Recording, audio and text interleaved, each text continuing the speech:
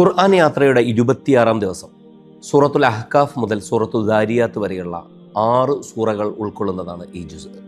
വിശ്വാസികൾക്കിടയിലുള്ള പരസ്പര പെരുമാറ്റ രീതികൾ, സാമൂഹിക മര്യാദകൾ, മരണാനന്തര ജീവിതത്തിൻ്റെ വ്യത്യസ്ത ഘട്ടങ്ങൾ, ഹുദൈബിയ സന്ധിക്ക് ശേഷം വിശ്വാസികൾക്ക് അനുഗുണമായി വന്നുഭവിച്ച സാഹചര്യങ്ങൾ, ഇവയെല്ലാം വിശദീകരിക്കുന്ന ഭാഗമാണ് ജുസ് 26. മാതാവ് കഷ്ടപ്പെട്ട് ഗർഭം ചുമന്നതിനെക്കുറിച്ചുള്ള ഓർമ്മപ്പെടുത്തലാണ് മാതാപിതാക്കളോടുള്ള കടമയെ മുൻനിർത്തി 15-ാം സൂക്തത്തിൽ സൂറത്തുൽ അഹ്കാഫ് ചെയ്യുന്നത്. ആദ് സമുദായത്തിന് ശിക്ഷയായി വന്ന മേഘത്തെക്കുറിച്ചും കാറ്റിനെക്കുറിച്ചും 24-ാം സൂക്തത്തിൽ പരാമർശമുണ്ട്. വിശുദ്ധ ഖുർആൻ ശ്രവിച്ച് സ്വന്തം ജനതയ്ക്ക് താക്കീത് നൽകാൻ പോയ ജിന്നുകളെക്കുറിച്ചുള്ള പരാമർശം 29-ാം സൂക്തത്തിലുണ്ട്. സൂറത്ത് മുഹമ്മദിലാകട്ടെ പരലോകത്തിനു മുമ്പിൽ ഭൗതിക ലോകം വെറും കളിതമാശ മാത്രമാണെന്നുള്ള ഓർമ്മപ്പെടുത്തലാണ് 36-ാം സൂക്തത്തിലുള്ളത്. ചിന്തിക്കാത്തവരുടെ ഹൃദയങ്ങളിൽ പൂട്ടുവീണു പോയിട്ടുണ്ട് എന്ന് 24-ാം സൂക്തം പറഞ്ഞു വെക്കുന്നു. ഇന്നാ ഫതഹ്നാ ലക ഫതഹൻ മുബീന എന്ന് പറഞ്ഞ് ഫത്ഹ് എന്ന്, വിജയമെന്ന് വിശുദ്ധ ഖുർആൻ പരിചയപ്പെടുത്തുന്നത് ഹുദൈബിയ സന്ധിയെക്കുറിച്ചാണ്.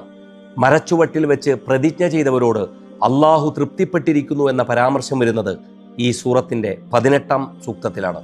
പ്രവാചകന് ചുറ്റുമുള്ള സ്വഹാബികളുടെ പ്രത്യേക ഗുണവിശേഷങ്ങളെക്കുറിച്ച് പരിചയപ്പെടുത്തിക്കൊണ്ടാണ് സൂറത്തുൽ ഫത്ഹ് അവസാനിക്കുന്നത്. സൂറത്തുൽ ഹുജറാത്ത് ആകട്ടെ സാമൂഹിക മര്യാദകളുടെ നിർദ്ദേശങ്ങളാൽ സമ്പന്നമാണ്.